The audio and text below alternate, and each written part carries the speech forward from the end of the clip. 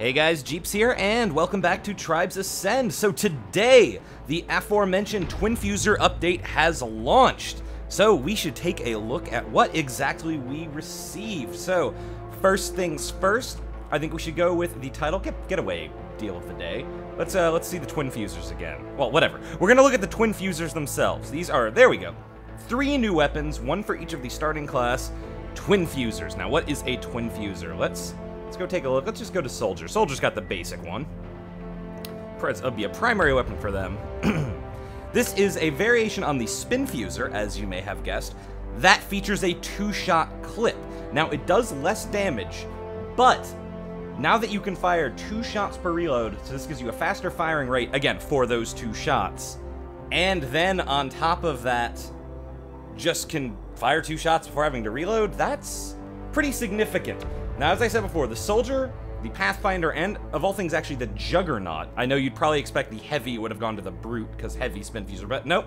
Juggernaut, as a secondary weapon, all got Twinfusors. And they're pretty scary. We will get to looking at them in a bit more detail in a minute, but for now, we're going to take a look at some of the other updates in this update. Yeah, good words, I know. So, secondly, we have 3 new skins. It's been a while since we got some new skins. Here they are. We have the Crusher for the Brute, the Spectre for the Sentinel, and the Freerunner for the Pathfinder.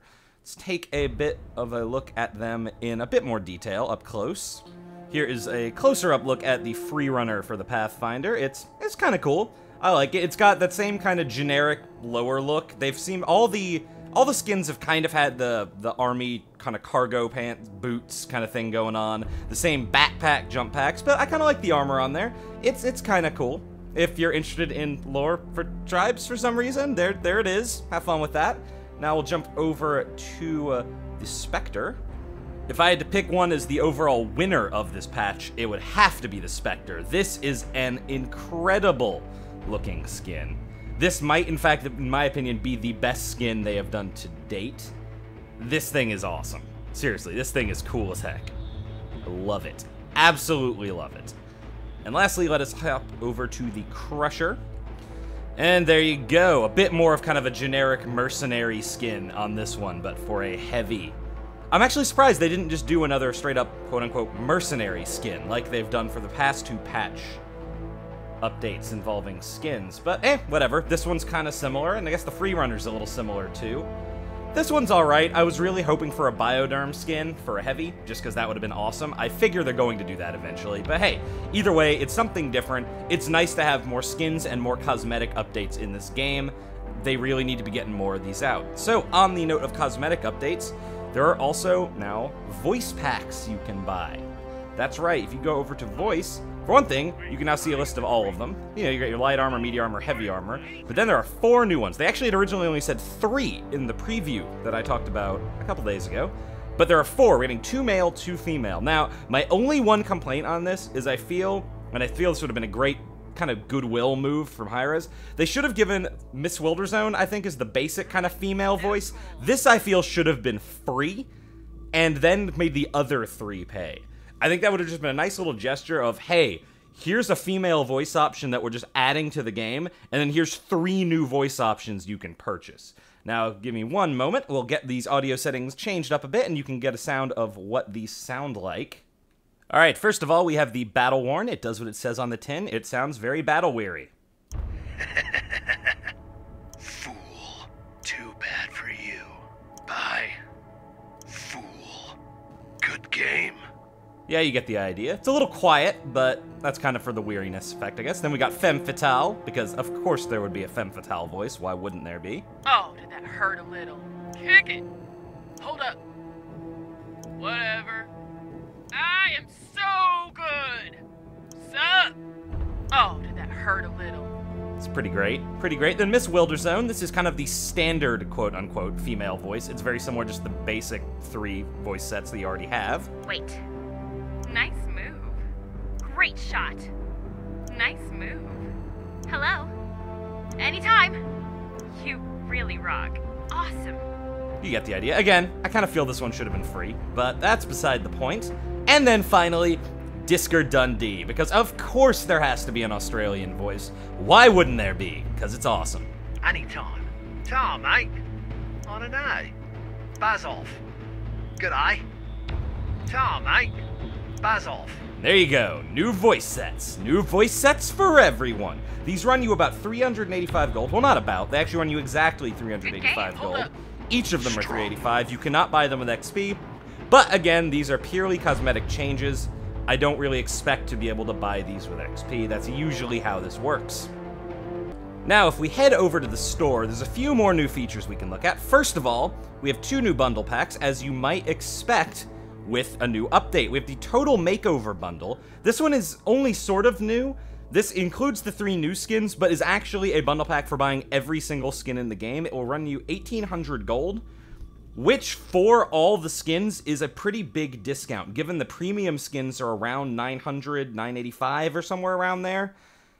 Double that, or less than double that, getting you all 7 skins that I believe are in the game now, is a pretty good deal. Again, it's a decent amount of gold to be spending, but it gets you every skin currently in the game. And of course, secondly, we have a Twinfusor bundle. This is 800 gold, and will get you all 3 Twinfusors.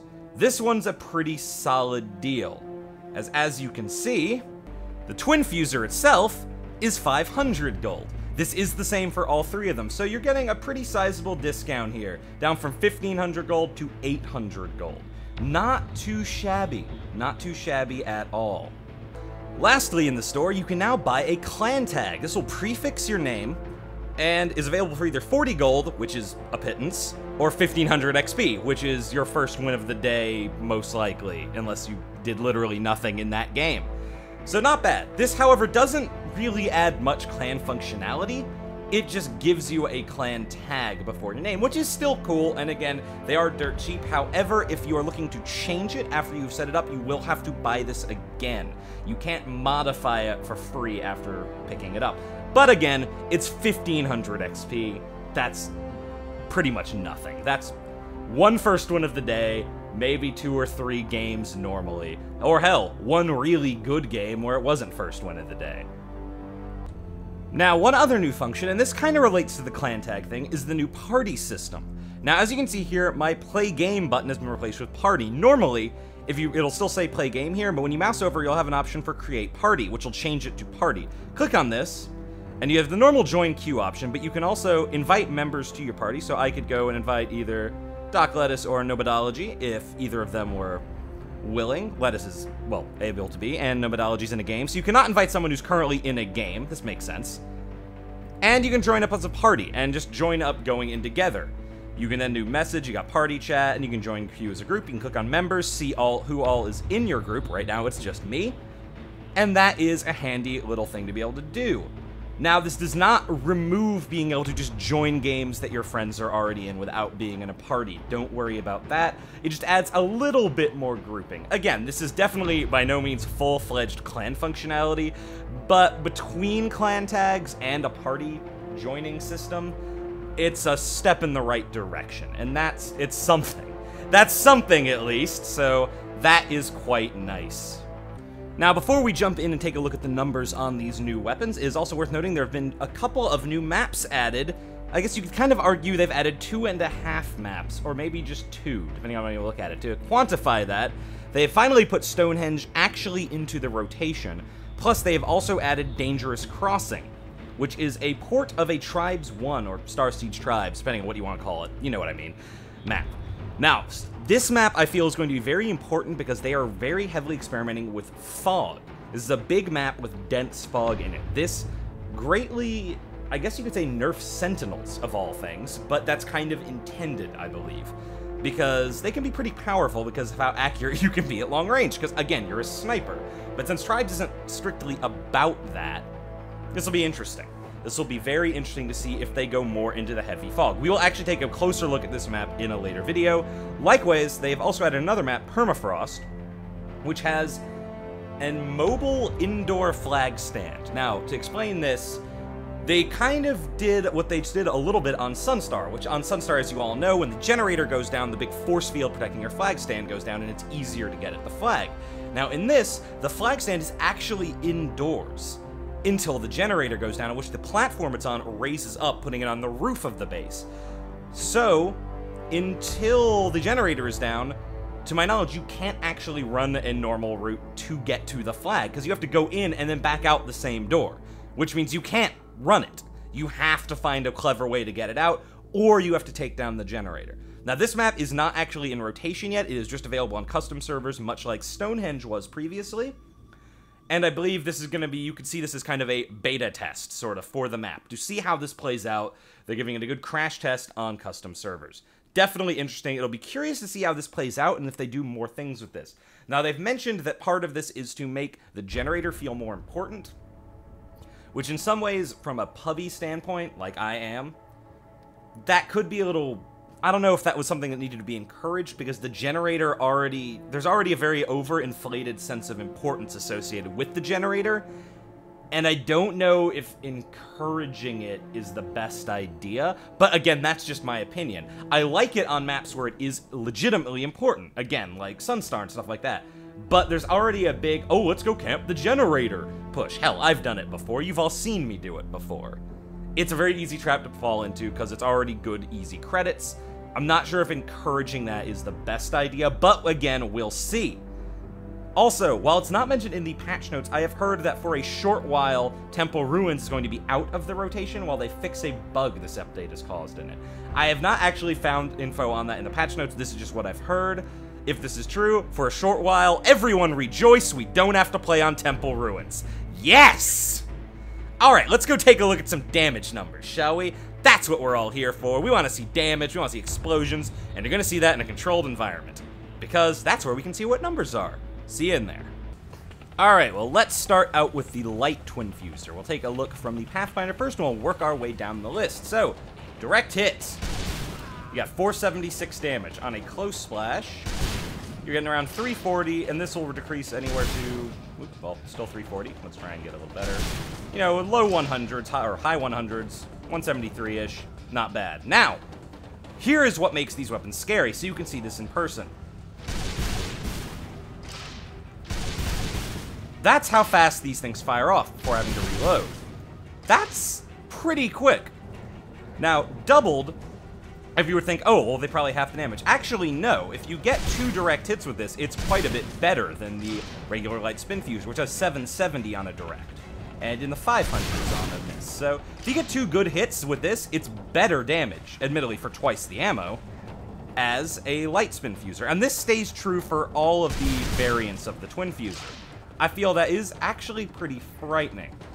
As it stands right now, these might actually be a little too good. But before we make that conclusion, let's jump over to the other two. Let's take a look at the raw numbers for them.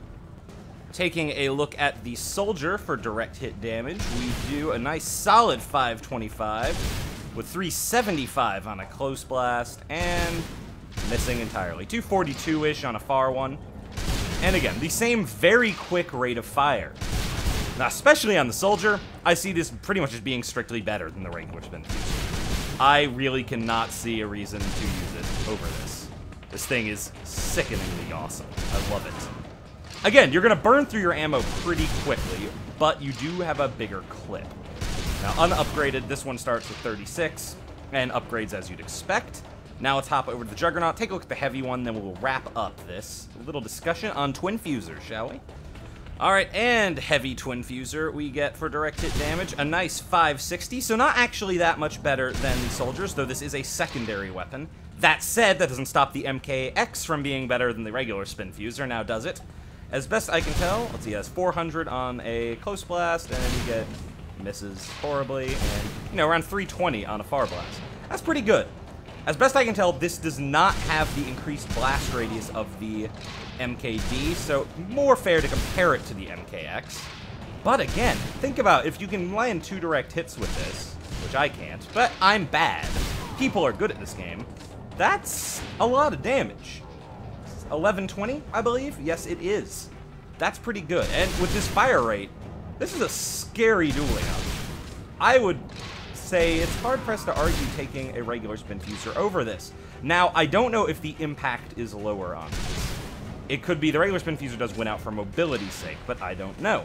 Now, on a related note to mobility, there has actually been some tweaks to disc jumping in that it's been made, I believe, roughly 20% more effective. The impact from explosive weapons has gone up on self. This is not on enemies, this is on self. Likewise, for Pathfinders, they actually lowered the impact on the Nitrons. They're trying to make disc jumping specifically more of a thing, less reliant on Nitron jumping for your Pathfinders. Now, this is definitely an interesting change, but where I really feel this will get interesting is actually on heavy classes, specifically the Juggernaut and the Brute, as they are both armed with disc weapons, which tend to have higher knockback than other explosives. They are going to get a big mobility boost from this. Especially Juggernauts, honestly, because they can take the hits better than a Brute can from its heavy Twinfusor with their lighter disc weapons. This could be very interesting for heavy, suddenly gaining a lot of mobility. Again, for someone who's terrible like me, it doesn't really matter. But if you're already pretty good at disc jumping, you're going to love this, especially if you play a class like a heavy that can A, soak up the damage, and B, has disc weapons and are slow normally. So that is fantastic. Also, the hitbox for the discs has been increased. Let's see if I can demonstrate that. That misses. That no longer does. That might have before. The disc radius was pretty small on disc weapons and thumpers and things like that. They all got an increase. To do a comparison, they've said they've been increased to a size of 10. To put that in perspective, the infamous plasma gun / cannon currently has a hit radius of 35. So they're now a third of that, but that does make getting blue plates in mid-airs that little bit easier. So blue plates and airmails gonna come a little easier now. Now, there's also been a few other buffs and nerfs along the way. They have nerfed the chain cannon and chain gun for Doombringers. Finally, as much as I love that class, that is a long time in coming. They are obscenely powerful weapons. They have much less starting ammo now, and they have both had damage reductions. Likewise, they actually buffed the heavy bolt launcher, so it might be a bit more viable now. Whereas previously, frankly, it was strictly worse than the automatic options for what the class did. Also, the Gladiator has had a substantial buff for brutes, and fractals are having everything nerfed: duration, range, and damage. Now, I'm sure some people are not going to be happy with this, namely fractal spamming suicide brutes, but no one likes you, so be quiet. The rest of us are talking now. This is great. This makes brutes more interesting. Why? Because brutes pretty much were used for fractal spamming. We all know this, and we all hate it. I'm sure brutes hate it. It's boring. Why would you want that? Now, for one thing, the Gladiator is going to be a more useful weapon because its damage went up quite substantially, but it's still going to be a little tricky to use because it, you know, it works like a weird, almost Arcsbuster type weapon when you really think about it. Their Twinfusors staying the same, but between their mobility boost they can kind of get from having their Twinfusors now, they're already devastating up close.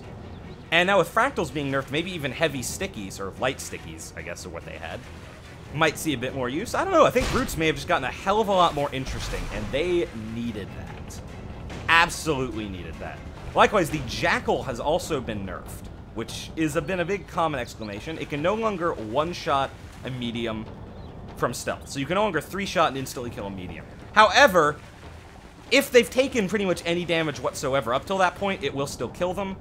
I feel they nerfed this in the wrong way. What the Jackal does not need is a damage nerf. What it needs is either a rate of fire nerf or a delay before you can detonate it. That is what makes it so ridiculous. This definitely helps a little, but I wouldn't expect...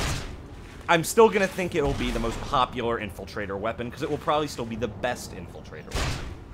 Alright guys, that is going to wrap up this look at the Twinfusor update. I will have the full patch notes in the description if you wish to look at all of the balance changes. There are a lot of balance changes in this one. I have by no means covered them all. I've just hit a few highlights for you. I will do brief tours of the new maps in forthcoming videos. I don't want to make this any longer than it has to be. Hope you've enjoyed. As always, like, subscribe, share this video with your friends, leave a comment if you've got anything to discuss. If you've actually purchased any of these new weapons and had a chance to try them out in a less controlled environment, let me know. Let me know what your experiences are with them so far. Let me know if they're as crazy as I think they're going to be. I could see these getting nerfed pretty quickly, but they are definitely very cool. I'll definitely give you that. So that is it, my friends. As always, I've been Jeeps. Talk to you guys later.